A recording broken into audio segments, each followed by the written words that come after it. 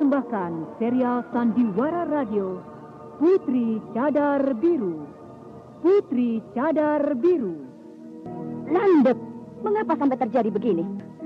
Mahadewi, Gunting, sudah aku peringatkan agar jangan berenang sampai ke tengah. Tapi dia tidak menghiraukan. Dia berenang terus. Dia mau menyeberang. Mau menyeberang? Bukankah kau tahu, di antara rumpun-rumpun bakau itu banyak terdapat buaya? Putri Cadar Biru, sebuah sandiwara radio penuh tragedi menegangkan di kalangan rimba persilatan yang dikobarkan oleh seorang dara jelita akibat cinta yang kandas sebelum terbalas.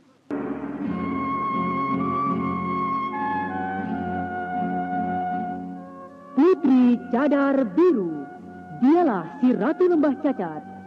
Dia yang ditakuti oleh setiap kesatria karena ketinggian ilmunya, namun sekaligus dikagumi karena jelita tiada tara. Putri Cadar Biru, sebuah kisah menawan dengan latar belakang liku-liku perjuangan putra-putra Mataram dalam rangka mengusir penjajah kompeni dari bumi Jayakarta. Kali ini memasuki episode ke-18 dengan judul Selat Buah Rindu. Naskah karya Suwarso Yusi Samsidar, teknik dan montase Ihle Elfriede, musik oleh Frans Harius, dengan sutradara Thomas Age.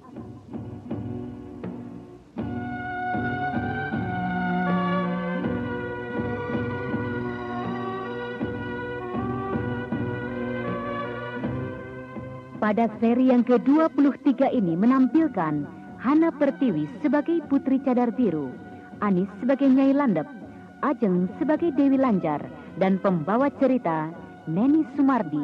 Selamat menikmati. Pada kisah yang lalu diceritakan, peristiwa pertarungan antara Putri Cadar Biru dengan Kibawana yang hampir saja berakibat dengan tewasnya Kibawana. Pada detik yang sangat menentukan itu, datanglah seorang wanita berwajah buruk dengan rambut yang terurai yang menolong Kibawana dari kematian. Perempuan itu bernama Nyai Landep, dan ia telah lebih dulu mengenal Putri Cadar Biru atau Dewi Sirgunting. Dan Nyai Landep pun menuturkan kapan dan di mana pernah bersama-sama dengan Dewi Sirgunting. Gunting, Gunting, jangan makin ke tengah. Jangan, ayo minggir ke sini. Di tengah sering ada buaya. Ayo kemari, Gunting.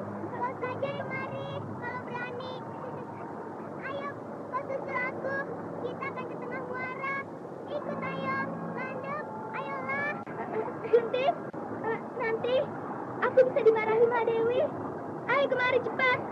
Tuh, lihat. Sebelah sana, dekat pohon bakau itu. Apa itu?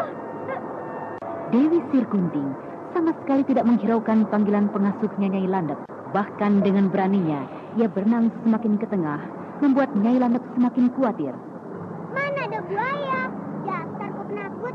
Landep, ayo kemari. Kemari, cepat. Kita akan coba menyeberang. Jangan, Gunting. Jangan menyeberang ke sana. Memangnya apa? Jangan suka dengar omongan orang. Mana ada buaya di muara ini? Gunting, kemari. Lihatlah. Lihat di dekat pohon-pohon bakau itu. Ada yang berkerosokkan. Apa itu? Kemari, Gunting. Cepat.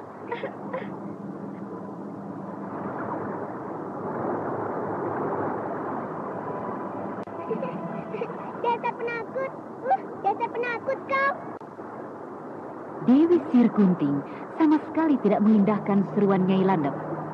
Ketika dari arah rumpun-rumpun bakau itu terdengar suara kerosokan dan pohon-pohon bakau itu bergoyang keras, Dewi Sirgunting telah melewati pertengahan kali di muara itu. Terlihat olehnya seekor buaya besar tengah menyeruak di antara pohon-pohon bakau itu dan berenang menghampiri. Gunting, cepat Gunting, cepat. Aduh, cepat. Aduh, Landep, cepat. Tolong, Gunting, cepat. Landep, tolong, cepat Gunting.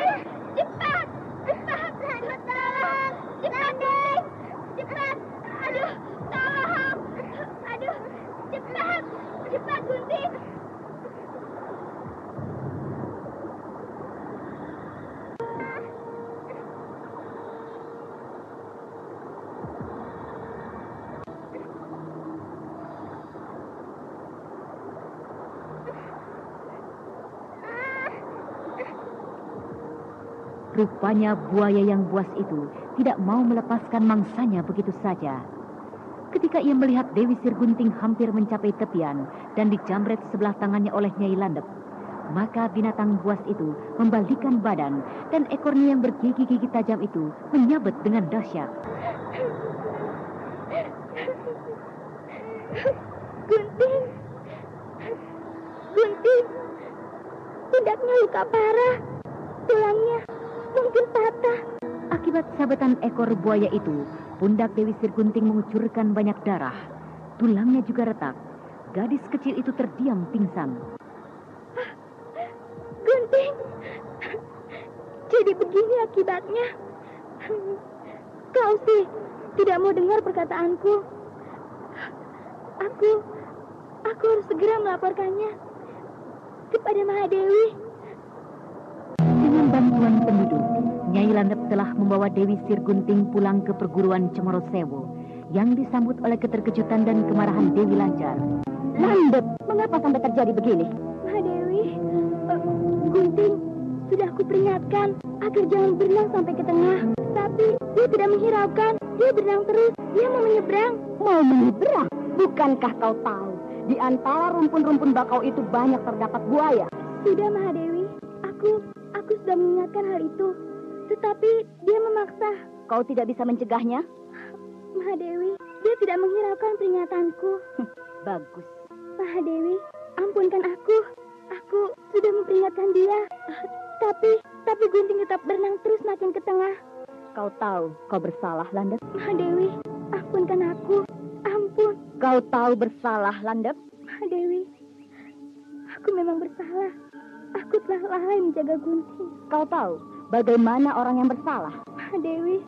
Landep, akibat kelalaianmu, Sri Gunting telah menderita luka begini parah, retak dan patah pada tulang pundaknya ini. Paling cepat 3 pekan baru bisa sembuh. Nah, selama 3 pekan itu, kau harus masuk kamar patok. Mahadewi, ampun. Mengapa minta ampun? Apakah kau pikir aku bisa mengampuni orang yang bersalah? Masuk kamar patok berarti Nyai Landep harus menjalani hukuman dalam kamar yang bersih penuh dengan patok-patok kayu yang runcing ujungnya, berdiri selama 3 pekan. Dengan menahan tangis dan mengeraskan hatinya, Nyai Landep menjalani hukuman itu. Andai kata Gunting tidak bandel, mungkin aku tidak harus menjalani hukuman serupa ini. Tapi memang tugasku adalah mengasuh dan menjaga Gunting sehari-hari. Saat ini Gunting terkena bahaya. Pikir-pikir hakikatnya memang aku salah juga. Andai kata aku tidak mau diajaknya berenang, barangkali tidak akan terjadi kesengsaraan semacam ini. Mudah-mudahan aku tahan menjalani hukuman. Ya sudah, maunya nasib. Mahadewi adalah Dewi penolongku. Kalau tidak dipungutnya, aku pasti jadi yatim piatu yang gentayangan kemana-mana. Meski makan dan minum cukup, akan tetapi boleh dikatakan Nyai Landep tak pernah bisa memejamkan matanya. Ia takut terjatuh, tersuruh ke atas ujung patok-patok itu, sehingga gadis belasan tahun itu tampak gemetar dan tak mampu lagi berdiri tegak, melainkan setengah membungkuk. Akan tetapi penderitaan Nyai Landep ternyata tidak terlalu berkepanjangan. Dewi Sirgunting sembuh lebih cepat dari perkiraan. Dalam waktu 10 hari, ia telah memasuki kamar patok itu bersama Dewi Lanjar. Ibu, aku sudah sembuh. Lebih baik Landep dibebaskan sekarang. Sri Gunting, aku sudah perintah kepadanya 3 pekan. Sekarang baru 10 hari. Dia masih harus menjalani hukuman 5 hari lagi. Tapi Ibu, sesungguhnya Landep tidak bersalah. Aku sendiri yang tidak mengindahkan peringatannya. Kasihan Ibu. Kasihan? Tidak. 5 hari lagi kataku. Ya harus 5 hari. Mana boleh dihapuskan. Tapi Ibu... Sri Gunting, apakah kau mau melawan ibumu? Ampun Ibu, aku tidak berani. Tapi Ibu, apakah boleh aku mengajukan satu pertanyaan? Mau tanya apa, Gunting? Tindakan yang adil adalah memberikan hukuman kepada yang bersalah. Dalam kecelakaan di Muara Kaliloji itu, Landep tidak bersalah.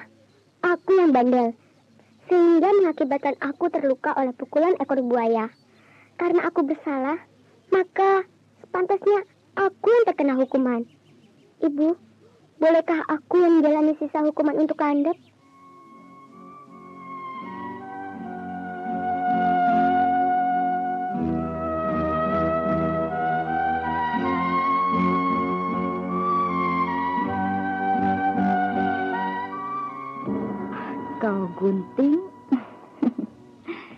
benar-benar telah mewarisi kekerasan hati ibu. Baik, kau boleh menggantikan Landep menjalani hukuman kamar patok. Tidak, Mahadewi. Ampun, Gunting tidak boleh menjalani hukuman ini. Landep, apa yang sudah kuucapkan tak boleh dibantah. Apakah kau ingin aku menghukummu karena kesalahanmu memberontak? Ampun, Mahadewi. Landep, maafkan aku. Karena ulahku, maka kau menjalani kesengsaraan seperti ini. Sekarang, biarlah aku yang menghabiskan sisa hukumanmu. Kau tidak usah khawatir. Gunting?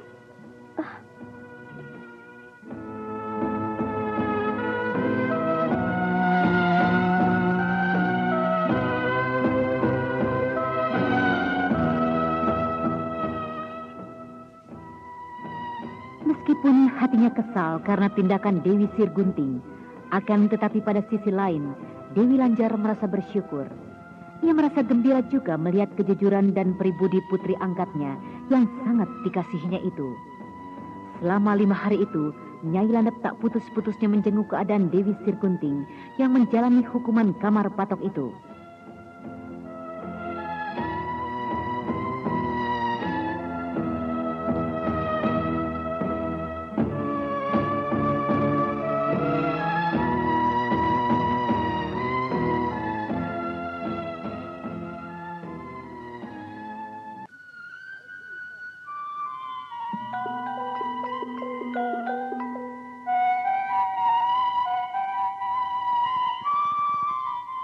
Gunting, apa kakimu sakit?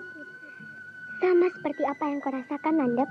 Sudahlah, kau tak usah memikirkan keadaanku. Aku tidak apa-apa. Aku menjalani hukuman kamar patok hanya 5 hari. Sedangkan kau? Mari, saling separuh saja, Gunting. Jangan, pergilah kau, Landep. Nanti, kalau ketahuan, kau membujuk-bujuk seperti ini. Ibu nanti bisa marah kepadamu. Sudahlah, pergilah. Tidak, aku tidak mau pergi. Mengapa begitu? Gunting, jangan kau lupa. Meskipun sedang menjalani hukuman, kau tetap asuhanku. Aku masih tetap harus menjagamu. Kau pikir jika kau mendapat celaka karena menjalani hukuman ini, apakah tidak ada kesalahanku? Gila betul. Kalau begitu, sesukamu lah. Gunting, aku akan menyanyi untuk menghiburmu. Lagu apa kau suka? Ah, nyanyi. Nanti jangan-jangan kau tidak bisa menyanyi. Gunting, sehabis menjalani hukuman kamar patok selama 10 hari, kenapa tubuhku rasanya sangat ringan? Dan aku sepertinya bisa berjalan tanpa suara. Mengapa? Betulkah? Kalau begitu, kau jangan mengganggu aku saja. Landep, Anda sekarang masih mendengarkan Sandiwara Radio Putri Cadar Biru di channel Memori 80. Apa sebabnya, Gunting? Mana aku tahu. Begini saja, Landep. Nanti, setelah aku selesai menjalani hukuman ini, dan aku bisa berjalan tanpa menimbulkan suara, kita tanyakan sama-sama kepada ibu. Setuju? Iya, setuju. Nah, kalau setuju, pergilah. Hari terakhir aku menjalani hukuman saja. Kau boleh datang kemari lagi. Tidak, aku mau menunggu kau terus. Soalnya, kau kalau tidak dijaga, kau suka bandel. Dan akibatnya, nanti disabet buaya. Landep, kalau kau memang berniat menemani Gunting, kau boleh berdiri sungsang di pintu kamar patok. Berdiri sungsang adalah berdiri dengan kepala di tanah, kaki lurus ke atas. Mendengar dirinya mendapatkan perintah seperti itu, Nyai Landep sejenak terkejut. Tetapi sesaat kemudian, segera melakukan perintah itu tanpa bersuara. Meski dengan susah payah, akhirnya Nyai Landep dapat juga mengerjakan perintah berdiri sungsang. Ayo, akibatnya kau malah kena hukuman yang lebih berat. Landep, kau sih coba dari tadi sudah pergi. Barangkali tidak menimbulkan kemarahan ibu. Kau salah, Gunting. Ini bukan hukuman.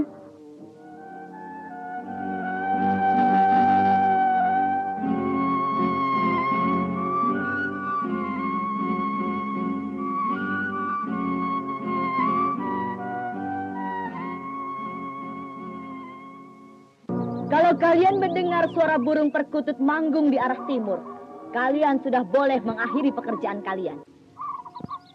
2 hari telah berlalu. Nyai Landep berdiri sungsang dan Dewi Sirgunting menjalani hukuman kamar patok. Mereka mendengar apa yang dikatakan oleh Dewi Lanjar, akan tetapi mereka tengah membisu dalam semedi. Kau dengar suara burung perkutut itu? Gunting, kita sudah bebas sekarang. Ayo, kita menjumpai ibu. Siapa tahu dia pesan yang penting.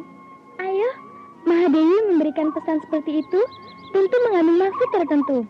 Kita ke pesanggerahan, ibu pasti berada di sana. Ayo.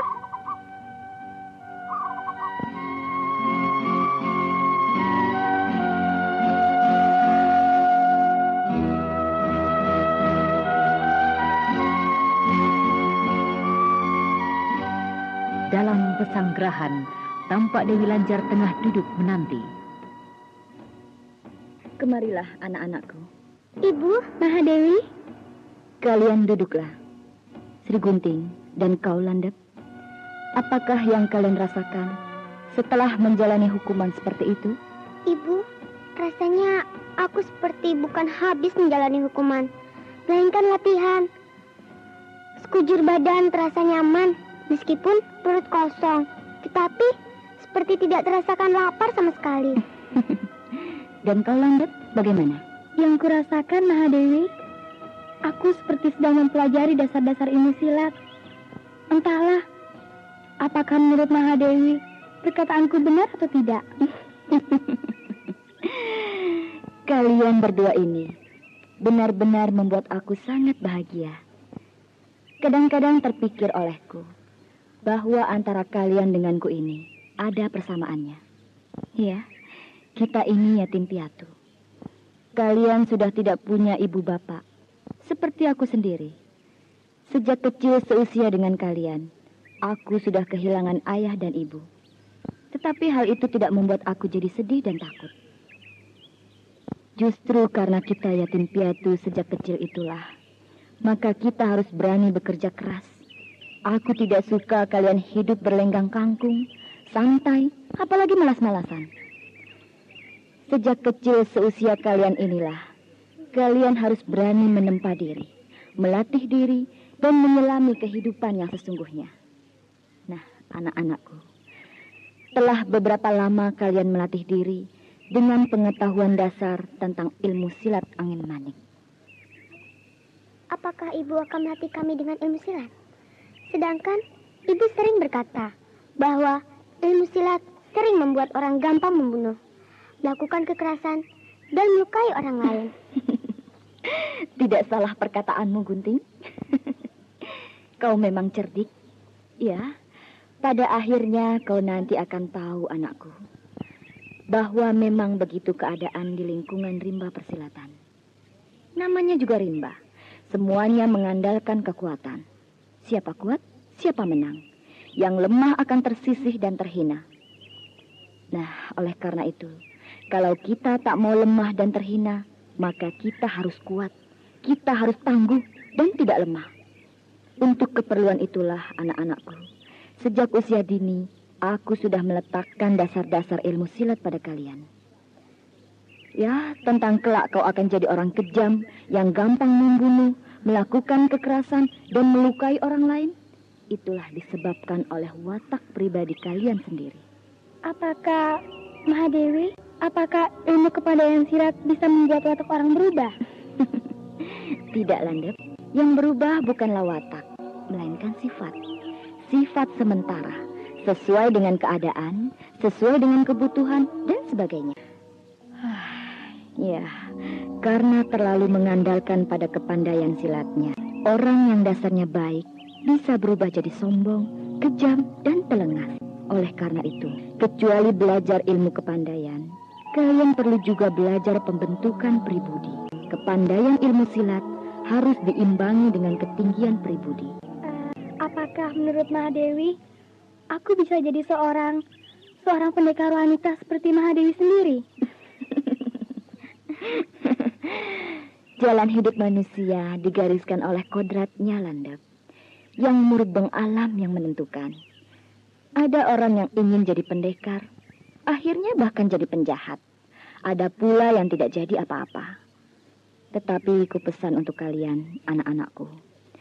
Janganlah kalian hidup tidak jadi apa-apa. Kejajar datan kewilang hanya akan jadi pelengkap jumlah saja. Nah, sekarang kalian pergilah. Kalian perlu istirahat. Pada kesempatan lain, kalian akan mendapatkan latihan-latihan yang lain.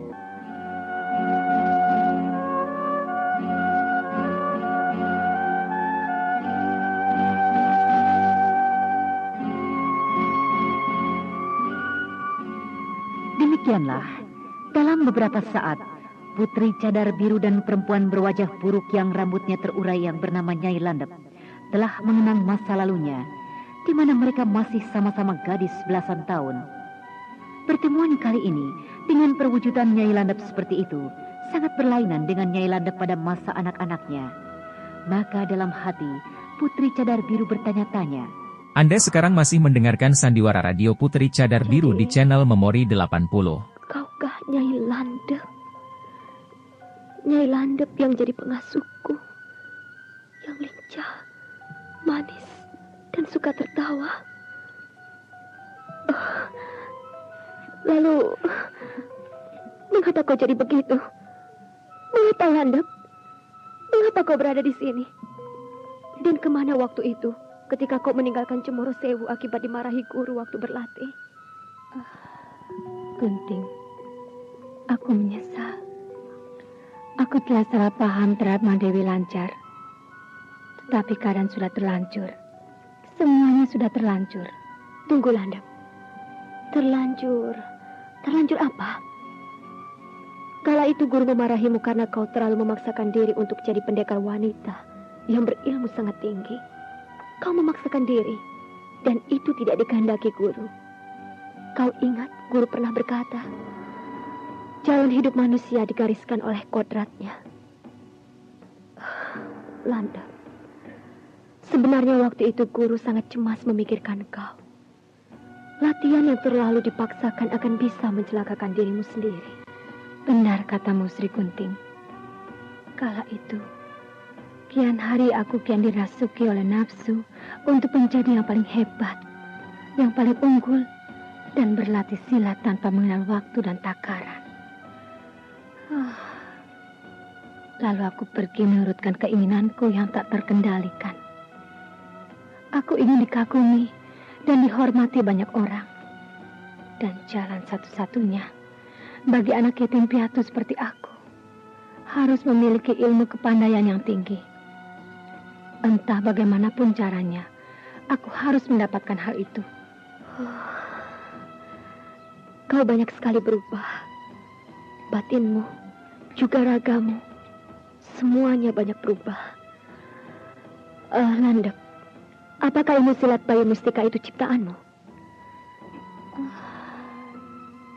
Ya, selama perjalananku pergi meninggalkan Cemoro Sewu, Sri Kunting, aku mendapatkan pengalaman yang memaksa aku harus berlatih keras siang dan malam.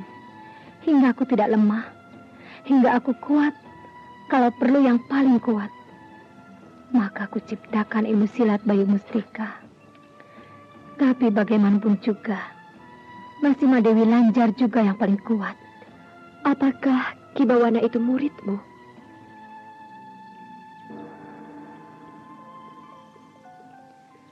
Untuk beberapa saat, Nyai Landep tidak menjawab pertanyaan putri cadar biru. Perempuan berambut terurai itu menatapi Kibawana yang terkapar di atas tanah.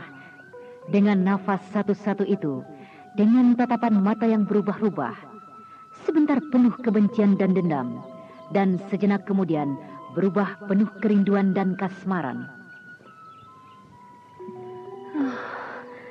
Tampaknya antara Nyai Landep dengan lelaki bernama Bawana terdapat kaitan peristiwa yang sangat luar biasa.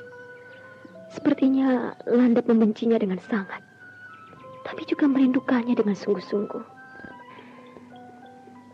Ya, dia memang muridku, Gunting.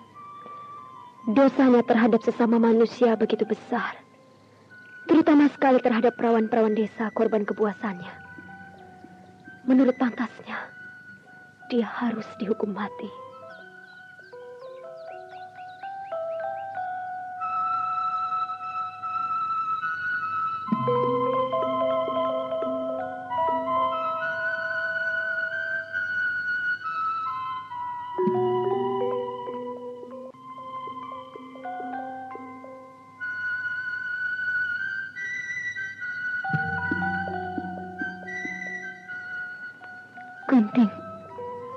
Apakah kau masih bisa menghargai karya nyata?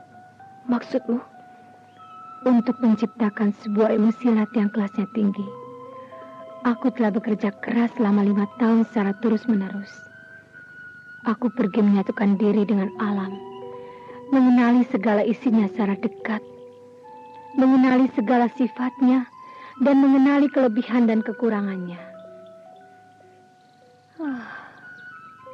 Dan dari sekian lamanya aku bekerja tanpa mengenal waktu dan lelah, dapatlah aku menarik kesimpulan adanya unsur alam yang terdiri dari 5 macam, yakni api, air, angin, tanah, dan kayu. Dan sifat alam ada 2 yang selalu berlawanan: tinggi rendah, panas dingin, panjang pendek, jauh dekat, manis pahit, dan seterusnya, Gunting.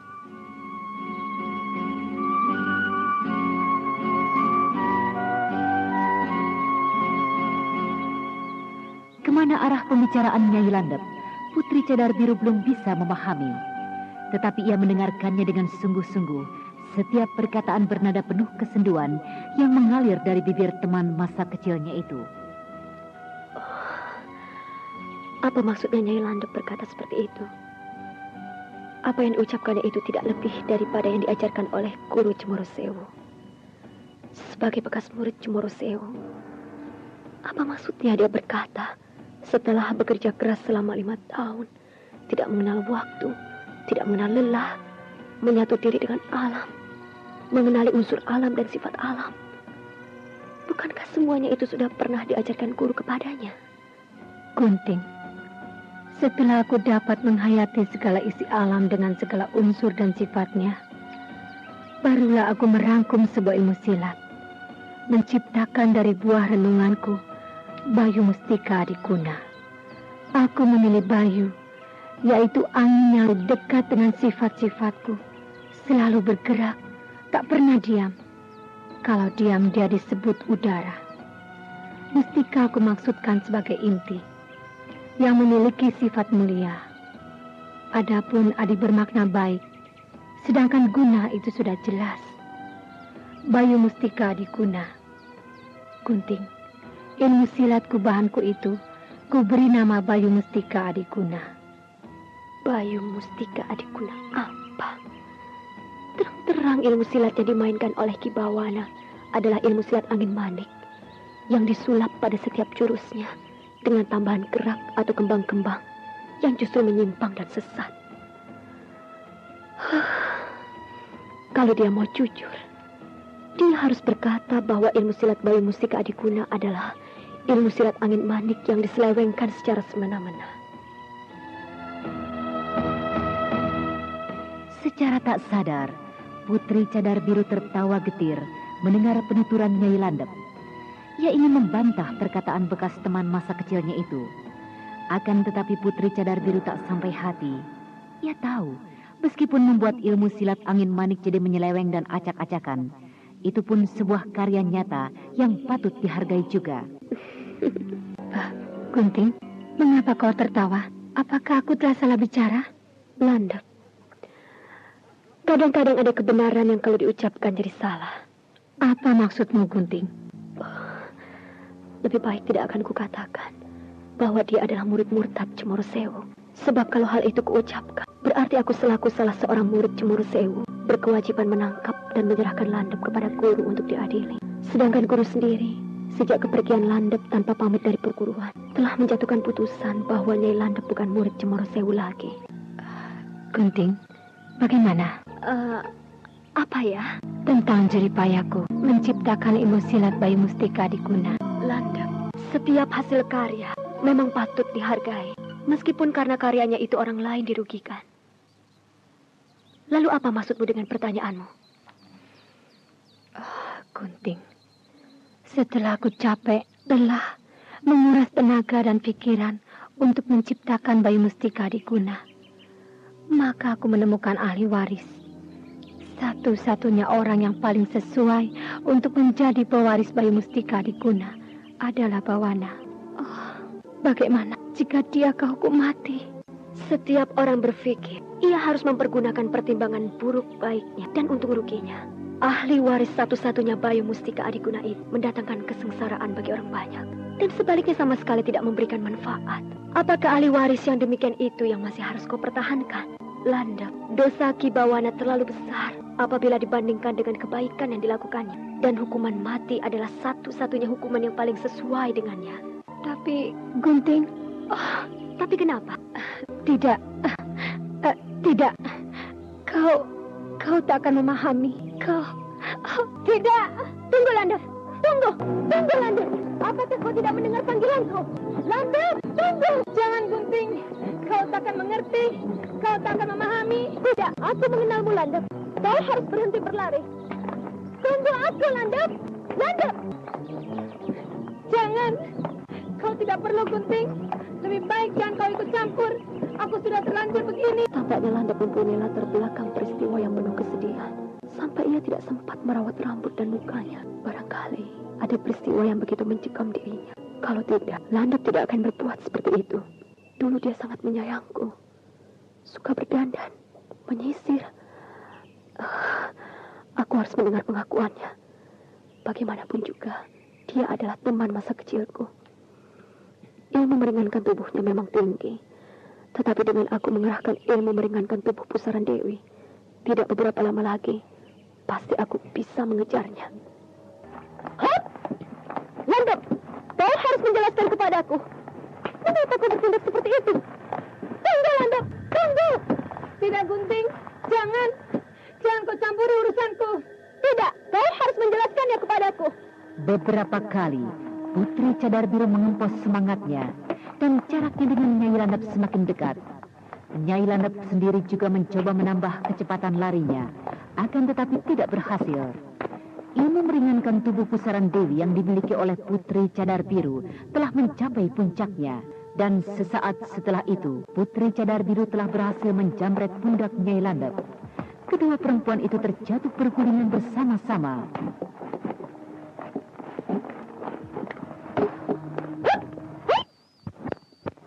Landap,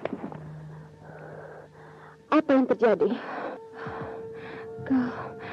Kau sebenar biasa, Gunting.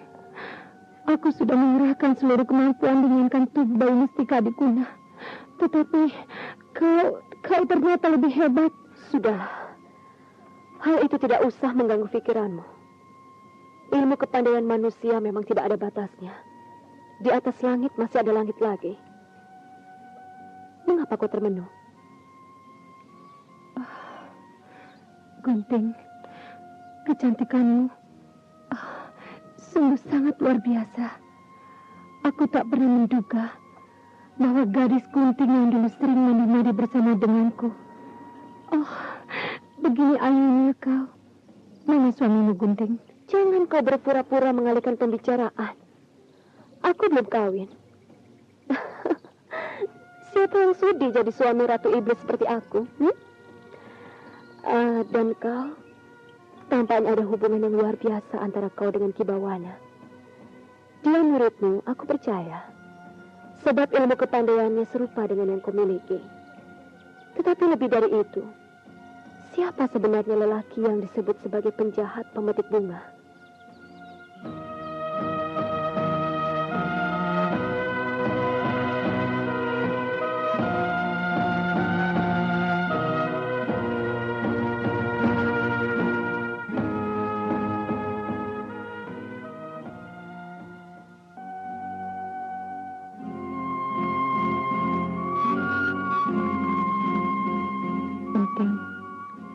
Selat Buah Rindu ini adalah aku yang membangun.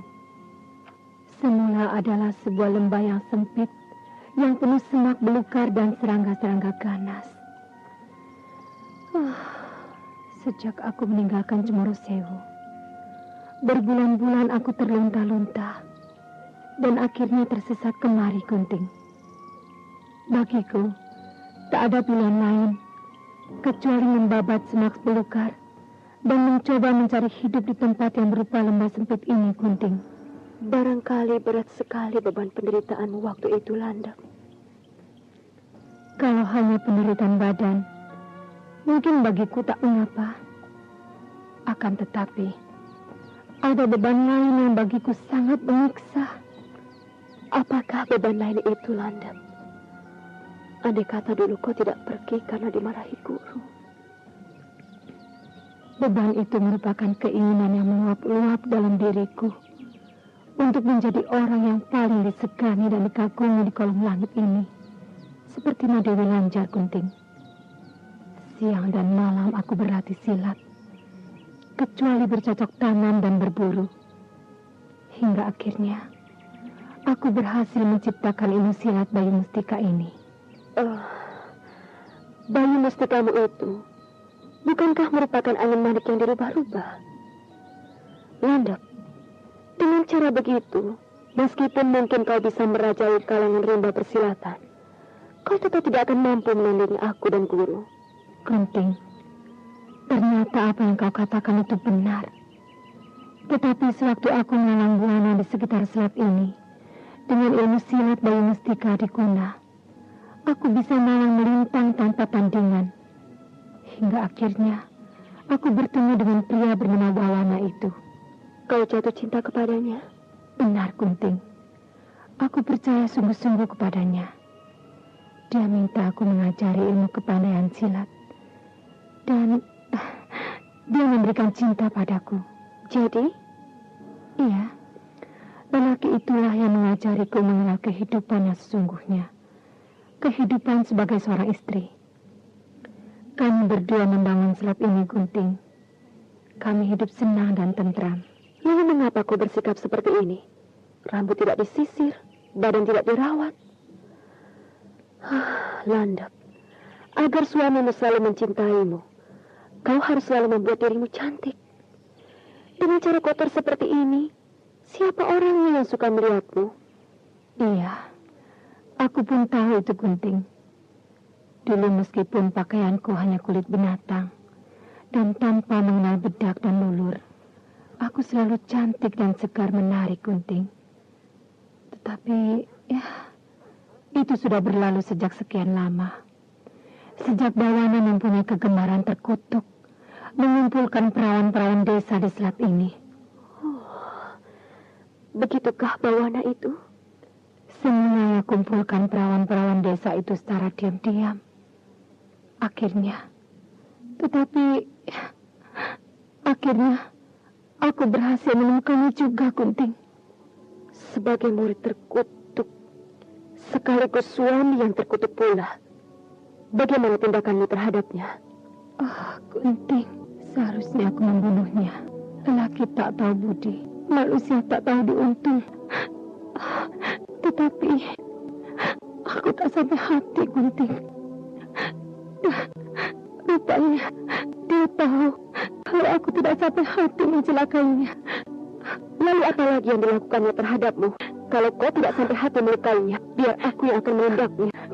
Lelaki yang kerjaannya hanya menyusahkan perempuan saja memang pantas dihukum. Selang beberapa lama sesudah kejadian itu, sepertinya dia telah berubah jadi baik, Kunting.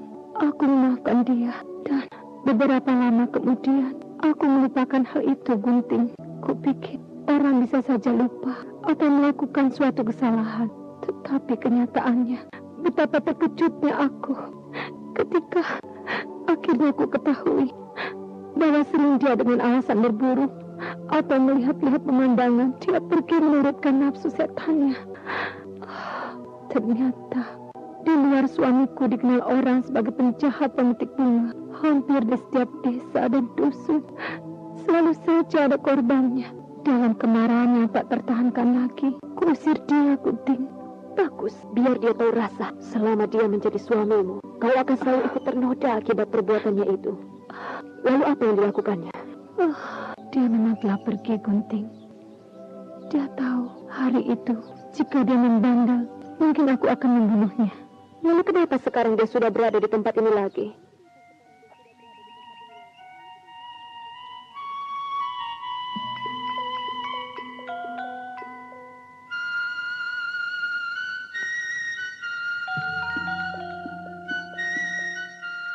Anda sekarang masih mendengarkan Sandiwara Radio Putri Cadar Biru di channel Memori 80.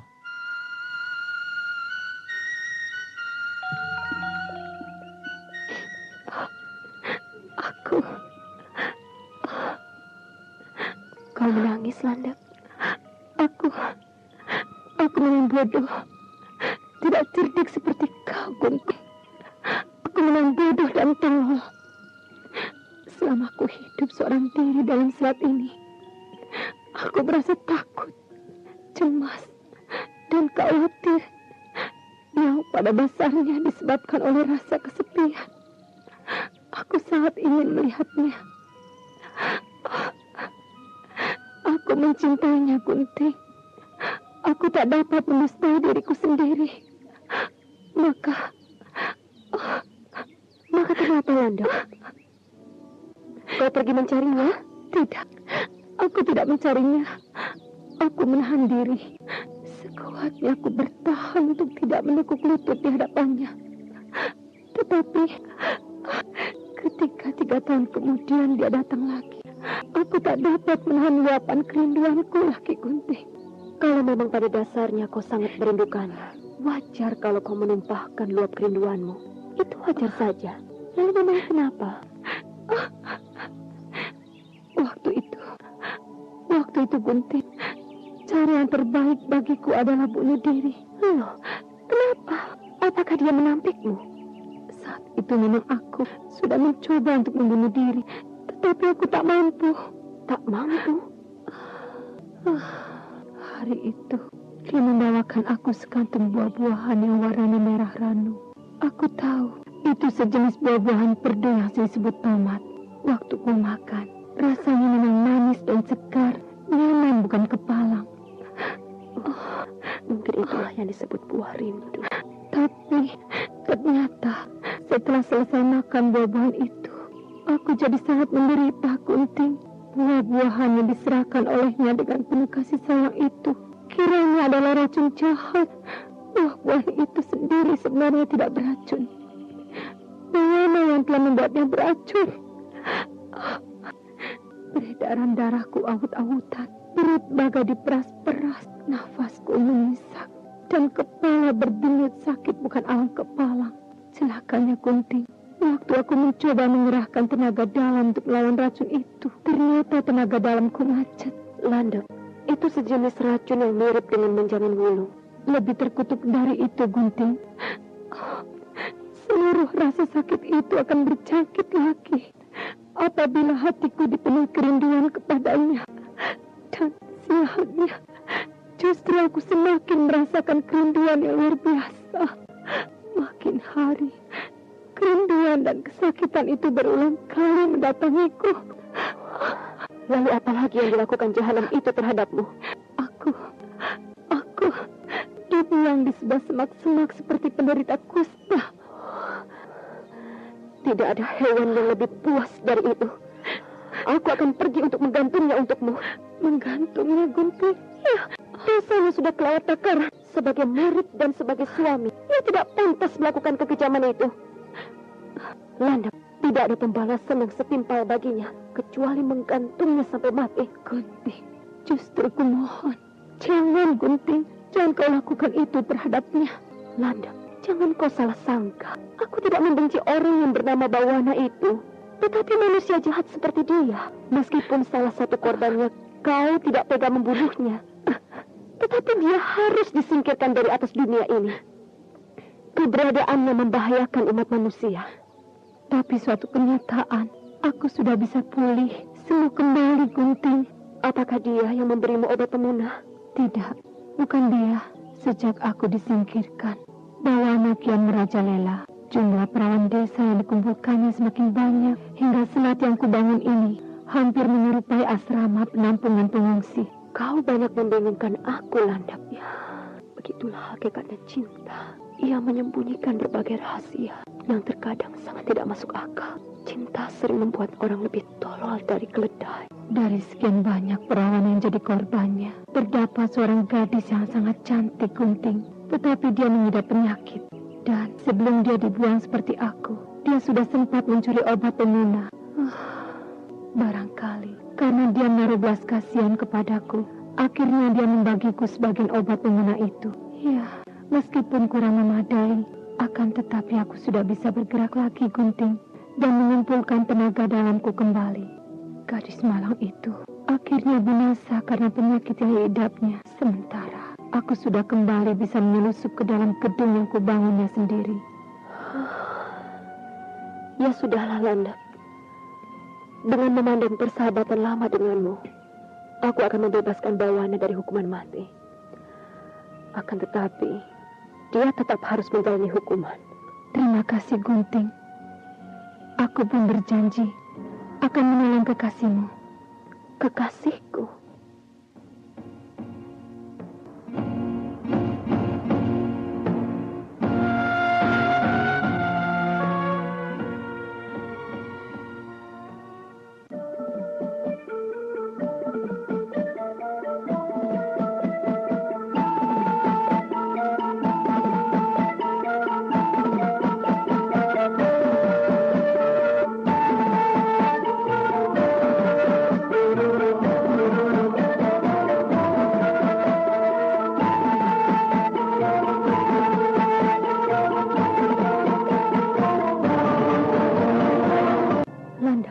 Berbicara tentang kekasihku, apa yang membuat kau bisa bicara begitu? Gunting, waktu kau berbicara dengan Nyai Sunggaran, kau curiga diintai oleh Bawana. Maka pembicaraanmu segera beralih kepada hal lain. Setelah Bawana pergi, kembali kau membicarakan tahanan dalam penjara bawah tanah itu. Aku tahu, tahanan itu adalah seorang pemuda tampan. Menurut pantasnya, dia pasti seorang pendekar. Ketika aku tahu kau membicarakannya, meskipun kau tak menunggu hubunganmu dengan dia, tetapi setiap orang sudah dapat mengambil kesimpulan sendiri. Apamu dia itu? Baiklah, bicara terus terang. Pemuda itu adalah anak kakak seperguruanku, putra tunggal Kiai Ageng Braja dari Gunung Putri. Jadi dengan aku, dia terhitung sebagai murid keponakan, dan dia memanggilku Bibi. Lalu apa salahnya? Jangan lagi antara bibi guru dengan keponakan. Antara murid dan guru ada yang menikah. Sudahlah Gunting. Ayo, kita temui tawanan itu. Baiklah, mari. Aku heran kepadamu, Landep. Mengapa kau masih mencintai lelaki yang jahat terhadapmu? Apakah kalau dia dihukum mati, lalu penderitaan yang telah pernah kujalani itu akan terhapus begitu saja? Gunting, kau belum pernah mempunyai suami, dan selama itu pula kau takkan pernah mengerti. Dengan kepandaian meringankan tubuh yang tinggi, kedua wanita yang memiliki rupa sangat bertolak belakang, ibarat bumi dengan langit itu, berjalan cepat menyusuri jalan dan lorong-lorong berbatu. Sebenarnya bukan main keinginan Putri Cadar Biru untuk segera tiba di penjara bawah tanah dan menjumpai pria yang sangat dirindukannya. Akan tetapi di dekat Nyai Landep, tak mau ia memperlihatkan keinginannya yang menggebu-gebu. Apakah kau masih mempunyai harapan orang bernama Bawana itu akan berubah jadi baik? Lalu kau pikir, Gunting, setelah keadaanku begini rupa, apakah masih ada orang lain yang mau menggantikan Bawana? Kalau masih menginginkan ada pria yang masih menjadi suamimu, mestinya kau merawat dirimu. Jangan membiarkan jasadmu. Berbicara sampai di situ, Putri Cadar Biru segera memandang ke arah Nyai Landep. Ia memperhatikan dengan sungguh-sungguh. Rasanya ada yang tidak beres pada muka Nyai Landep yang sangat buruk. Meskipun ia menderita sekian tahun, bahkan menderita sejak kecil sekalipun, tidak mungkin wajahnya berubah begitu hebat. Setiap orang bisa saja mengalami penderitaan yang sangat luar biasa. Akan tetapi tidak mungkin ada penderitaan atau kesengsaraan yang dapat merubah hidup orang dari mancung. Jadi seperti itu. Mulutnya yang dulu mungil, sekarang dengan kedua bibir yang tebal hitam atas bawah. Pipinya yang dulu bagus, sekarang pun begitu tidak bagusnya. Tidak mungkin wajahnya begitu berubah, kecuali... Dengan gerakan yang sangat cepat, sama sekali tidak disadari oleh Nyai Landep, Putri Cadar Biru menjamret muka Nyai Landep dan menariknya. Maka di tangannya kini terpegang selembar kain linen yang berbentuk sebuah kedok. Gunting, apa maksudnya melakukan ini? Landep, ternyata kau masih cantik, hanya berbeda sedikit pucat. Lihatlah itu, Gunting. Di depan itulah pintu menuju penjara bawah tanah. Kembalikan kedokku. Untuk apa barang sial ini, Landep? Penjaga pintu penjara bawah tanah hanya mengenal Nyai Landep yang wajahnya buruk dan riap-riapan. Kita tidak usah mencari keributan, Gunting. Baiklah, untuk keperluan sekali ini saja, kau boleh memakai kedokmu ini. Selanjutnya, kau akan jadi perempuan paling terkutuk kalau kau masih suka mengenakan barang sial ini. Apa untungnya dengan barang ini?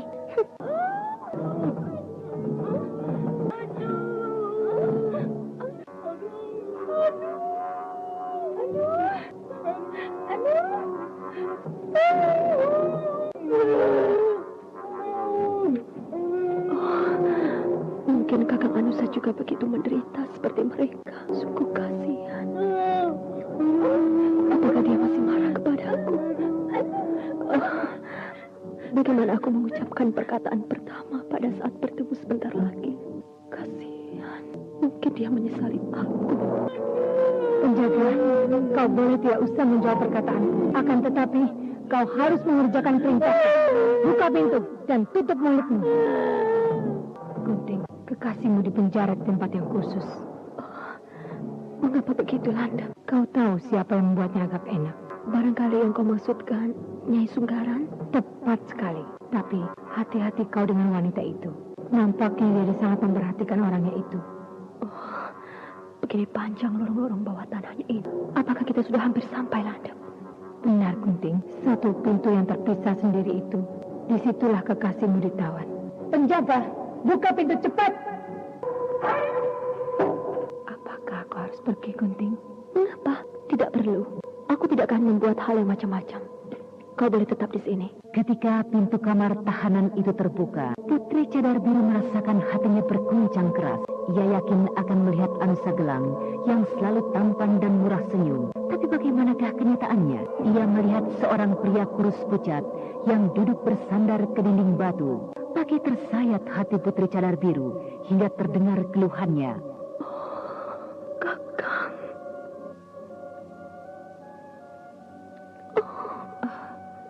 Rupanya racun Warindu telah banyak merusak jasadnya.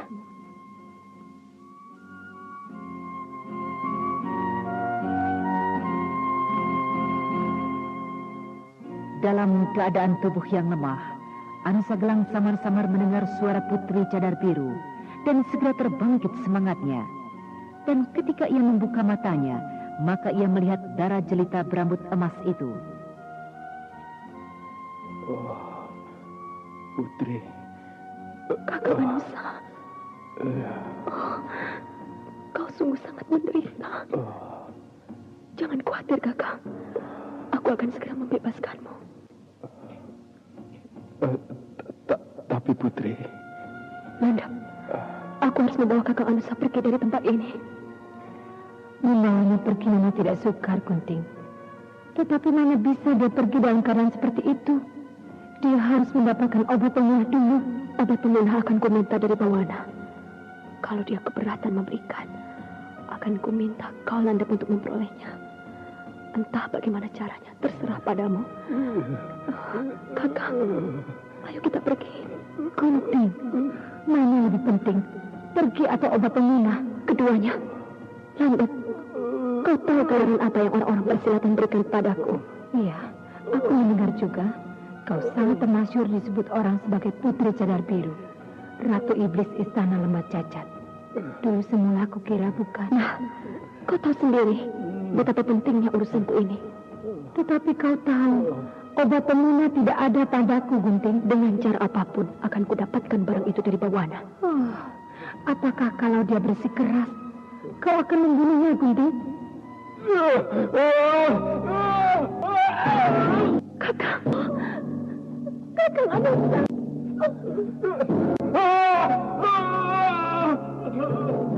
Maafkan aku. Maafkan.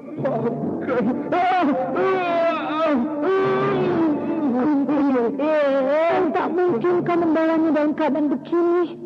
Makin jauh dari tempat ini, makin kecil kemungkinannya kau mendapatkan obat pemulah itu. Baiklah, Kakang. Bertahanlah untuk beberapa lama lagi. Aku akan membawakan obat pemulah itu. Kau berlaku. Tunggu, Gunting. Kau mau kemana, Gunting? Kemana lagi? mencari suami busukmu itu. Jangan kau apa-apakan dia, Gunting. Dia sudah tak berdaya. Kakang Anusa juga begitu lemah. Dia tidak berdaya. Tunggu, hai Gunting. Betapa penderitaan Kakang Anusa selama ini. Orang bernama Bahwana itu harus merasakan pembalasanku. Aku tidak mau peduli apakah dia suami landep atau bukan. Tunggu, Gunting. Tunggu. Bukan main terkejutnya Putri Cadar Biru ketika mendapatkan tempat di mana Ki Bawana terkapar. Sekarang orang itu tidak ada. Diperiksanya tempat sekitar itu dan tak ada tanda-tanda ke arah mana Ki Bawana pergi. Dalam keadaan hampir kehabisan tenaga dalam seperti itu, Bawana tidak mungkin bisa pergi sendiri. Setidaknya, jika ia memaksakan diri meninggalkan tempat ini, pasti jejak kakinya kelihatan. Tapi ini aneh, tidak ada jejaknya. Bagaimanapun juga, kau membutuhkan aku, Gunting. Kau takkan tahu kemana Bawana pergi. Katakan kemana dia. Jangan kau menakut-nakuti aku, Gunting.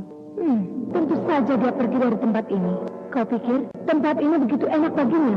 Landep, aku bisa melupakan bahwa kau dulu teman bermainku. Apa maksudmu, Gunting? Mana mungkin dia pergi dalam keadaan kehabisan tenaga seperti itu?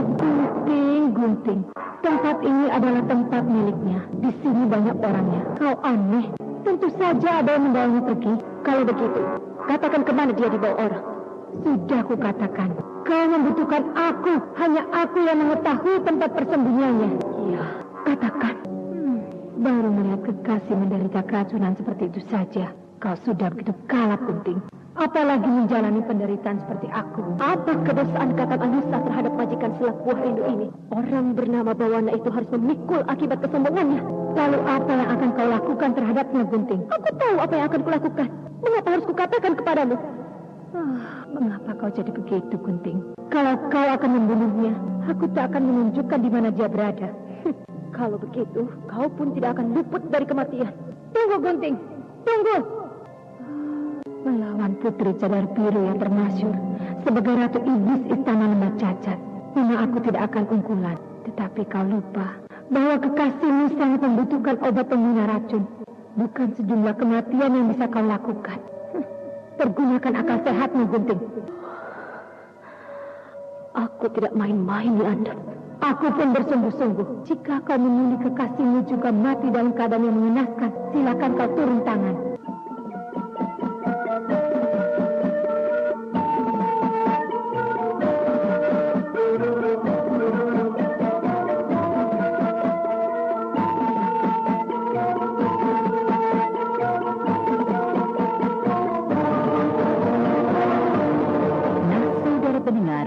Apakah yang akan dilakukan Putri Cadar Biru dalam kekalapan seperti itu?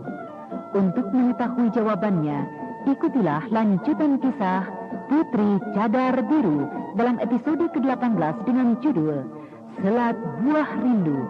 Sampai jumpa.